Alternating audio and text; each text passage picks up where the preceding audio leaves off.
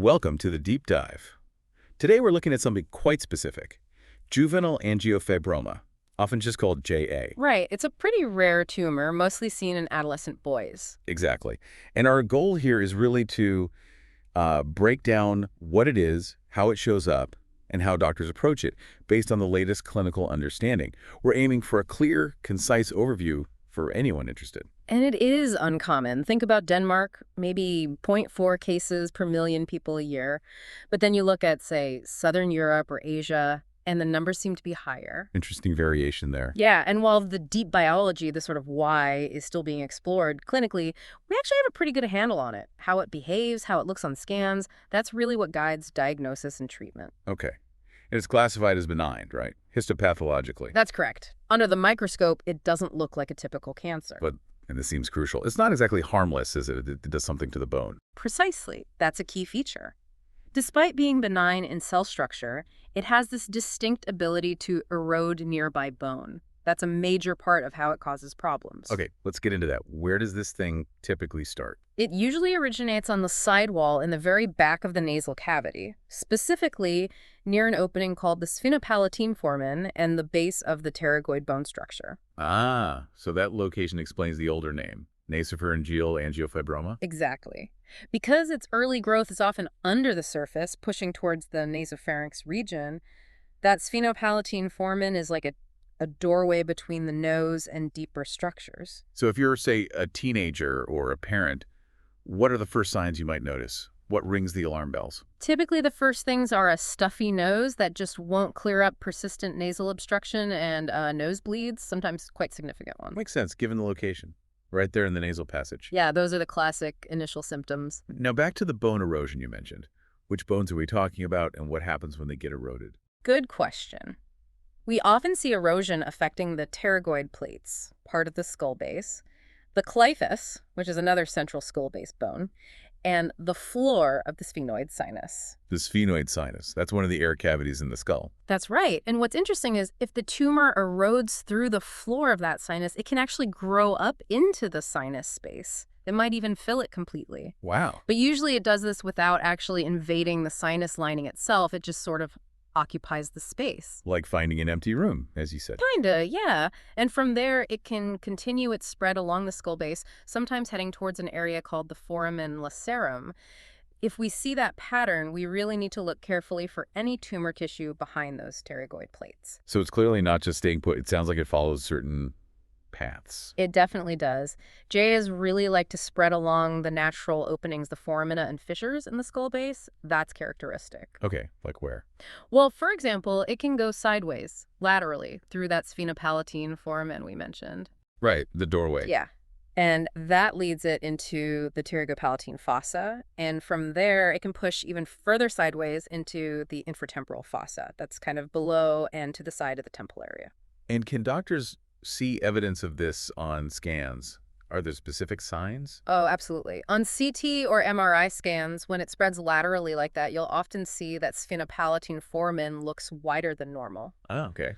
Another classic sign is seeing the back wall of the maxillary sinus, the cheek sinus, being pushed forward, anteriorly displaced. And you mentioned something about finger-like extensions. Yes. Sometimes in the infratemporal fossa, the tumor doesn't just grow as a solid mass. It can send out these sort of finger-like projections. That gives a real sense of it infiltrating. What happens if it keeps growing out sideways? Well, if that lateral growth is significant, or if it breaks out of the maxillary sinus, it can eventually cause visible swelling on the side of the face. So it can become noticeable externally. What about other directions? Upwards, maybe towards the eye? Yes, that's another potential route. It can reach the orbit, the eye socket, usually by growing through an opening called the inferior orbital fissure. And if it gets into the orbit? That can lead to proptosis, where the eyeball bulges forward, and more seriously, it could compress the optic nerve. Leading to vision problems. Potentially, yes. Visual disturbances can definitely occur if the optic nerve is involved. That sounds quite concerning. And what's the risk of it actually getting inside the skull towards the brain? Intracranial spread, yeah, that typically happens in more advanced stages. How does it get there? The most common way is up through the roof of the infratemporal fossa, sometimes via another opening, the superior orbital fissure. But here's an important point. Even when it gets inside the skull cavity, It usually stays extradural. Meaning outside the main brain lining. Exactly. Outside the dura mater, that tough membrane covering the brain. Actual invasion through the dura or into the brain tissue itself is actually quite rare. Okay, that's somewhat reassuring. Given all these potential pathways and its tendency to erode bone, understanding its blood supply must be incredibly important, right? Sounds like it would bleed a lot. Absolutely critical. These are highly vascular tumors. Assessing the blood supply is fundamental for planning any treatment. And for diagnosis, too. Well, the diagnosis mainly relies on the typical clinical picture, the age, the symptoms like nosebleeds combined with those characteristic findings on imaging scans. Right. And because of that high vascularity, this is really key. Biopsy is generally a no-go. You really want to avoid sticking a needle in or taking a piece beforehand because the risk of causing severe, hard-to-control bleeding is just too high. No biopsy. That's Yeah. definitely different from how many other tumors are diagnosed. So how do you figure out the blood supply in detail?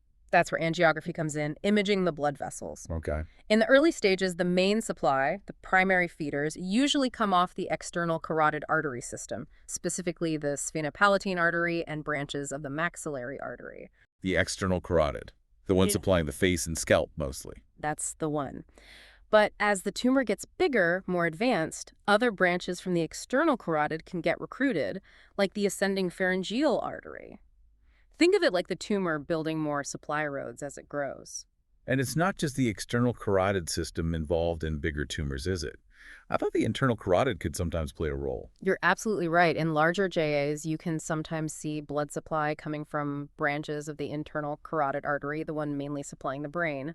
And even in some really expensive cases, from the vertebral arteries in the neck. Wow, so it can tap into multiple major systems. It can, which is why a really thorough angiogram is essential. We need to look at both external carotid arteries, both internal carotid arteries, and for those advanced tumors, both vertebral arteries as well. You have to map out all the potential feeders. That sounds like complex plumbing. So knowing this, what's the usual strategy before surgery regarding this blood supply? The standard approach, recommended by most experts, is preoperative embolization. Blocking the vessels off. Exactly. Super selective embolization, where an interventional radiologist goes in via the arteries and blocks off the specific vessels feeding the tumor, usually a day or two before surgery. The aim is to drastically reduce bleeding during the operation. Like cutting the fuel lines beforehand. Precisely. However, it's worth noting, some surgeons actually prefer not to embolize. Oh, why is that? Their thinking is sometimes that the bleeding during surgery can actually help guide them, help identify the margins of the tumor or any small residual bits. They focus on meticulous control of the vessels during the operation itself. Different philosophies, then. Yes, and often during surgery, a cell saver might be used. That's a machine that collects the patient's lost blood, cleans it, and allows it to be given back to them, reducing the need for donor blood transfusions. Oh, so let's shift focus slightly to the tumor tissue itself. You said it's fibrovascular. What does that actually look like on a microscopic level? Right, so it's a mix of fibrous connective tissue, the fiber part, and blood vessels, the vascular part. But the vessels are the really distinctive feature. Awesome. They're often very irregularly shaped, kind of tortuous, and crucially, their walls can be abnormal. Sometimes they lack the proper muscular layer that normal vessels have to contract. Yeah. In some areas, the vessel might just be lined by endothelial cells, the very basic lining of a blood vessel, without much supporting structure. And that's why they bleed so much during surgery, because they can't clamp down. Exactly. They don't constrict properly when cut, leading to that profuse bleeding that JAs are known for. Oh. Another thing for surgeons to be aware of is that the mix isn't uniform. Meaning? The density of vessels versus the amount of fibrous tissue can vary quite a bit within the same tumor. Okay. Is there a pattern to that variation? Generally, yes. The highest concentration of these abnormal vessels tends to be right underneath a sort of pseudocapsule on the surface of the tumor. Pseudocapsule. Right. Like a false covering. Yeah, it's not a true capsule, but there's often a plane there. And finding and dissecting along that plane is really key surgically because that's where the vessel density is highest, so staying just outside it helps control bleeding. And deeper inside. As you move towards the center of the tumor, it usually becomes more fibrous, more scar-like, and less densely vascular. Interesting. And this unique structure, plus its behavior, has led to some rethinking about what JA fundamentally is. Right.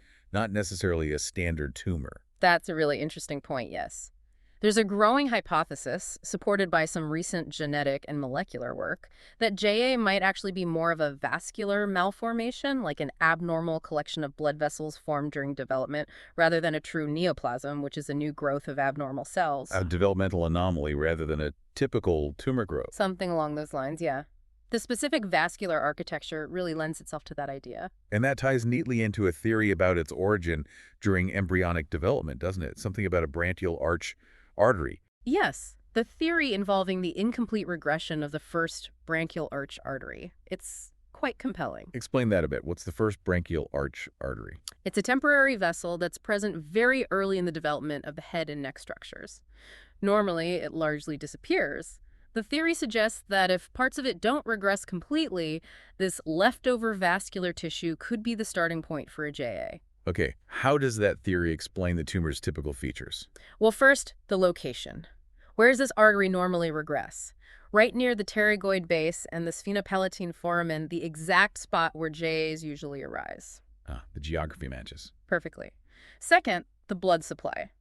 The remnants of this first branchial arch artery are thought to get incorporated into what eventually become the phenopalatine and maxillary arteries. Which are the main feeders for early JAs. Exactly. It explains why those specific vessels are primarily involved. What about the internal carotid connection we discussed? That seemed a bit further afield.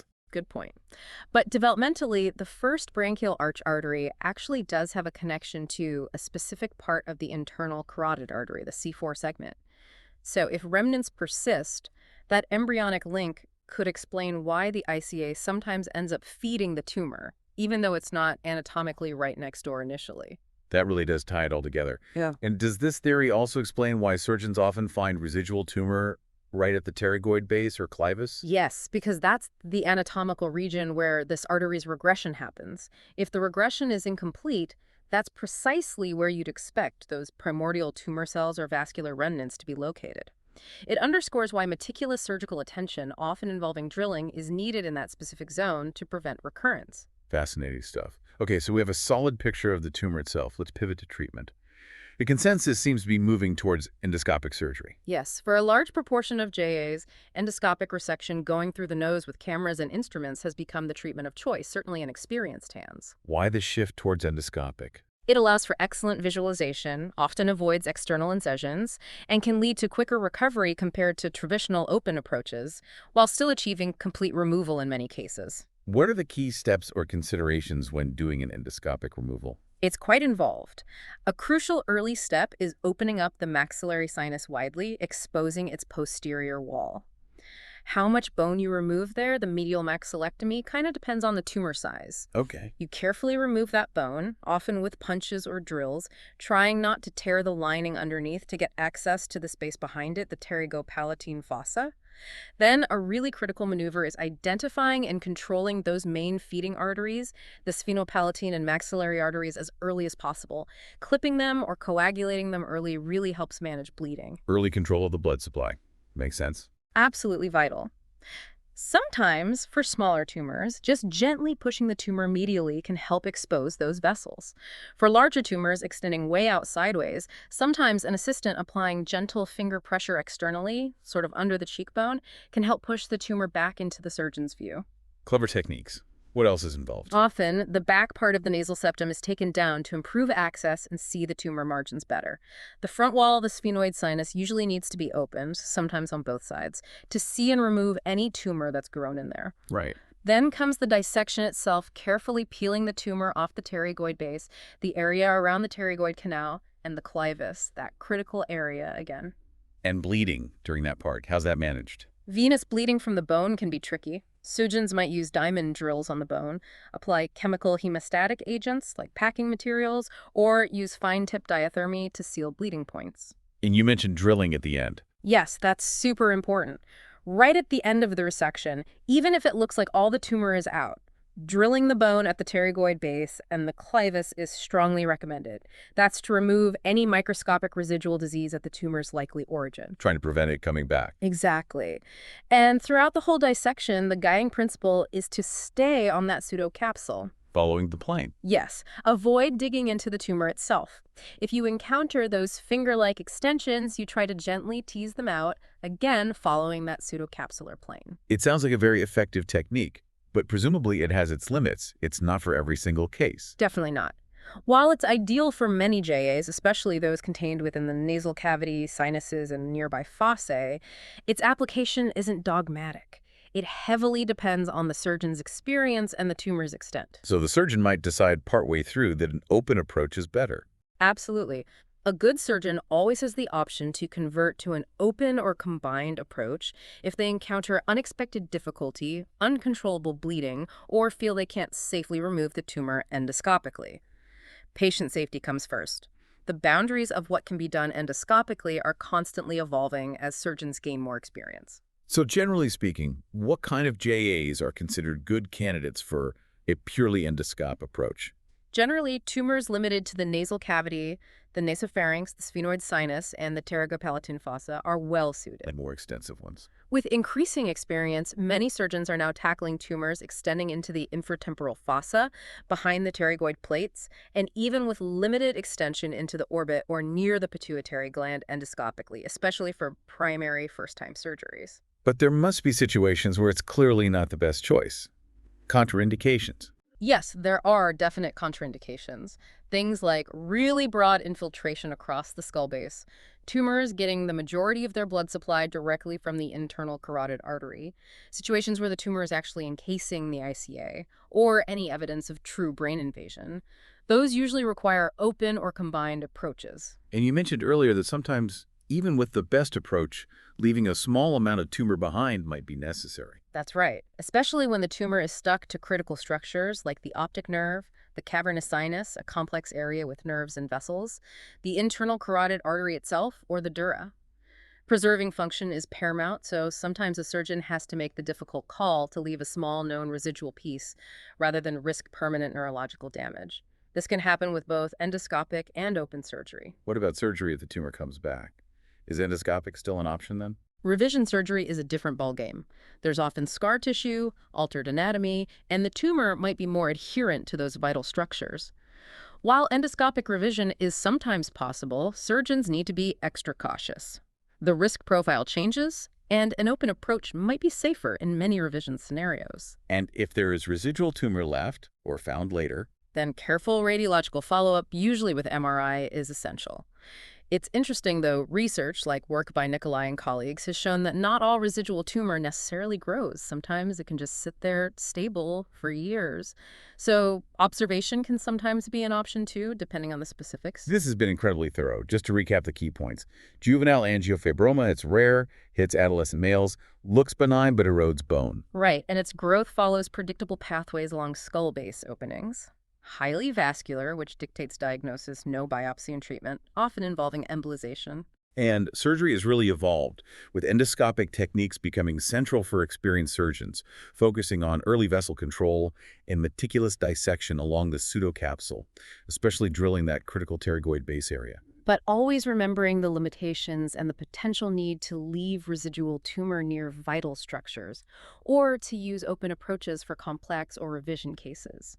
And that embryological theory really helps make sense of its location, blood supply, and recurrence patterns. It really does provide a unifying framework. Okay, a final thought to leave our listeners with. We see how deep knowledge of even a rare condition like JA drives innovation, like the refinement of endoscopic techniques. It really highlights a core tension in modern surgery, doesn't it? That constant judgment call, how far can we push minimally invasive approaches, and when does the complexity of the disease demand a more extensive, perhaps traditional operation to ensure the best outcome for the patient? It's a balance that surgeons navigate every day. A crucial balance indeed. Thank you for joining us for this deep dive.